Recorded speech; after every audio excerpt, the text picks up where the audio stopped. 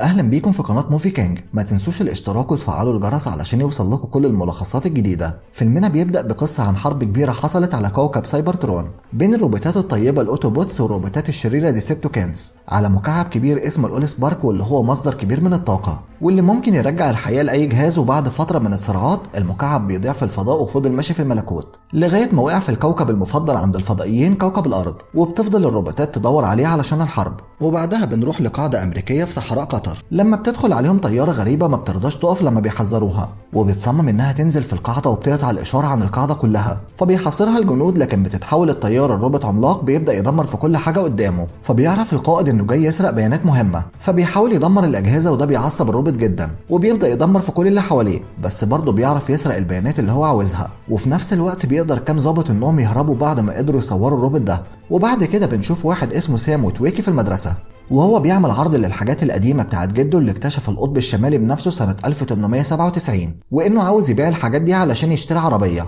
بس كل الطلاب ما بيهتموش وبيتريقوا عليه، وبيبان ان سام معجب بواحدة معاه اسمها ميكايلا. المهم بعد ما بيخرج بيلاقي ابوه مستنيه وبياخده معاه، وبيعرفه ان عامل له مفاجأة، وبياخده المعرض عربيات مستعملة وبيقول له اشتري اللي انت عاوزه. فبيختار عربية لكن سعرها بيكون غالي شوية وما بيرضاش صاحب المعرض ينزل مليم. بس العربية بتعمل صوت عالي جدا وبتدمر ازاز العربيات اللي حواليها، فبيوافق يبيعها بالسعر اللي هم عاوزينه. وفي واشنطن الحكومة عملت اجتماع مهم علشان يعرفوا ايه بالظبط اللي حصل في قطر، لان للاسف قاعدة البيانات تم اختراقها واتسرقت بيانات سرية، وكل اللي معاهم هو صوت غريب من الروبوت. وبيطلب وزير الخارجية من كل الموجودين يفكوا شفرة الصوت ده وبيعرفوا سره. وبنرجع تاني لسام اللي قرر انه يعرض حاجات جده مرة تانية على النت، يمكن حد يشتريها ويبقى معاه فلوس ويقدر يخرج مع ميكا. وبعدها بنشوف المجموعة اللي هربت من القاعدة العسكرية وهم بيفكروا ازاي يوصلوا الصور اللي معاهم للحكومة بأسرع وقت، لكن بسبب ان معاهمش اي وسيلة اتصال بيستخدموا طفل كدليل علشان يوصلهم لأقرب مكان يقدروا يتصلوا منه. بس في نفس الوقت كان في روبوت بيراقبهم. وبعدين بيروح سام ياخد صاحبه علشان يفسحوا بالعربية،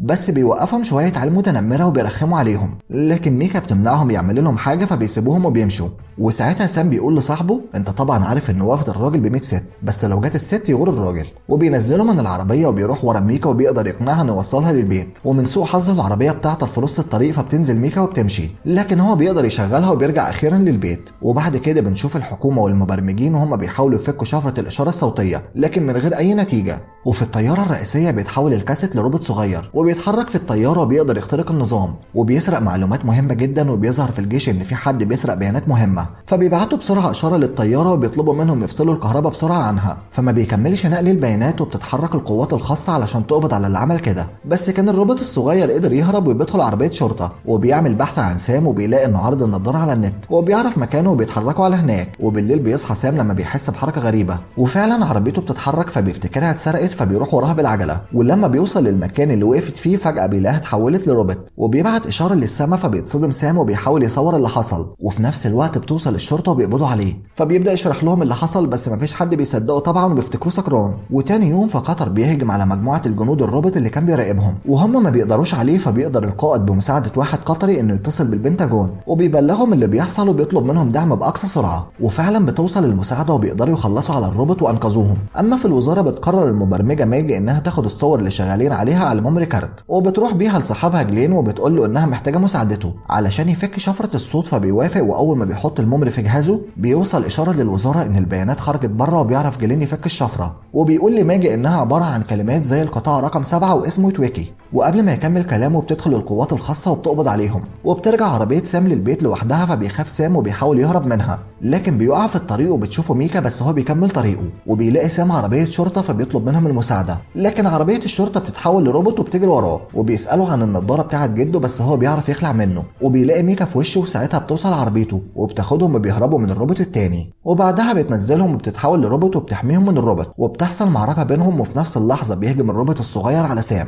وبيسألوا على النضارة، لكن ميكا بتقدر ترميه بعيد. وبعدها بتيجي عربيته وهي روبوت وكانوا مصدومين، وبتطلب عن طريق الراديو انهم يركبوا. بس الروبوت الصغير بيحول نفسه للموبايل بتاع ميكا وبيدخل الشنطه. وهم في طريقهم بتسال ميكا سام ليه الروبوت ده ما يحولش نفسه عربيه حلوه بدل الخرده اللي هم راكبينها، وساعتها بينزلهم في نص الطريق وشويه وبيرجع لهم وهو عربيه جديده، وبتبدا كرات لها بتنزل على الارض وبيفتكرها الناس نيازك، لكن في الحقيقه هم روبوتات وكلهم بيوصلوا لسام. والقائد بتاعهم بيعرفه بنفسه وبيقول له ان اسمه اوبتيموس برايم، وبيعرفه على باقي الفريق وان الروبوت اللي معاه اسمه بامبلبي، وبيقول له ان صوته حصل له مشكله في معركه علشان كده بيتكلم عن طريق الراديو. فبتساله ميكا هما بيعملوا ايه على الارض اصلا، فبيرد عليها انهم بيدوروا على مكعب الاول سبارك قبل ما يلاقوا روبوت اسمه ميجاترون، وانه زمان خانهم لصالح الديستروبتيكانس ونزل للارض، واللي اكتشف مكانه هو جد سام ولقاه متجمد وشغل مصدر طاقته بالصدفه، ولما اشتغل للحظات اتطبعت احداثيات مكان المكعب على نظاره جده، وان الميجاترون لو لقى المكعب الاول هيحول كل الاجهزه اللي على الارض لروبوتات وهم لازم يلاقوها قبله. وفي التحقيق مع ماجي وصاحبها جلين بتقول لهم ماجي ان الهجوم اللي حصل ملوش اي علاقه باي دوله، ده هجوم فضائي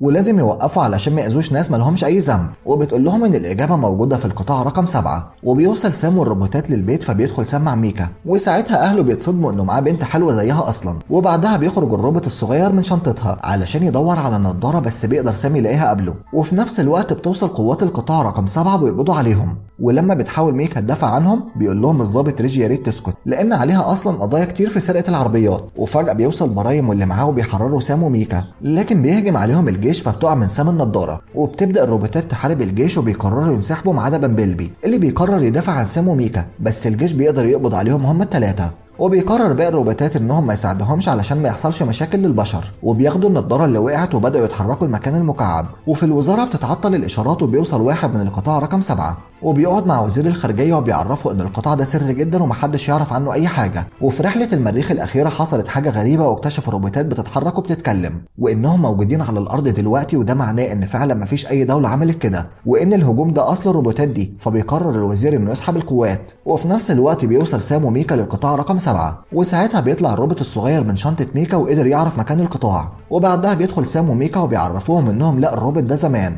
وهم معطلينه بنظام التجميد، فبيقول لهم سام ان ده اسمه ميجاترون قائد روبوتات الاشرار. فبيعرفوا ريجي ان جده هو اللي اكتشفه، وبيكمل سام وبيعرفهم ان كل اللي حصل ده بسبب المكعب، والميجاترون عاوز يحتل الكون. فبياخدهم ضابط تاني لمكان المكعب، وبيشوف الروبوت الصغير وبيبعت مكانه للديستروبتيكانس، فبيتحركوا من كل مكان للقطاع. ولما الجيش بيجرب قوه المكعب بيحول الموبايل لوحش صغير، وشويه وبيوصل الديستروبتيكانس للقطاع بيلغوا تجميد الميجاترون. فبيحاول سام يقنعهم انهم يطلعوا بامبلبي علشان يساعدهم، بس ريجي بيرفض، لكن جنود الجيش بيساعدوه. علشان يطلعوا بيروح له سام وبيعرفوا ان المكعب موجود في القطاع، فبيروح معاه للمكعب وبيحوله لحجم صغير، وبيفوق الميجاترون من التجميد وبيدمر المكان كله. فبيهرب سام وميكا وبامبلبي وبيقابلوا اوتوبوتس في طريقهم، بس بيعترضهم الديستروبتيكانس وبتحصل بينهم معركه جامده جدا، وبيتدخل الجيش وبيضرب في الديستروبتيكانس. وللاسف بامبلبي بيتصاب وبيطلب من سام يحافظ على المكعب مهما حصل، وبيحاول الجيش انه يساعد الاوتوبوتس في معركته ضد الميجاترون. وفي نفس الوقت بيهرب سام وبيطلع فوق عماره، لكن الميجاترون بيوصل له بعد ما ضرب الاوتوبوتس. فبيحاول سام يوصل المكعب لطياره تبع الجيش، بس الطياره بتنضرب، فبيطلب منه الميجاترون المكعب لكن هو بيرفض، وفجاه بيقع من فوق، بس برايم بيلحقه، فبيهجم عليهم الميجاترون. فبيدخل برايم معاه في معركه وميجاترون بيبهدله برضه.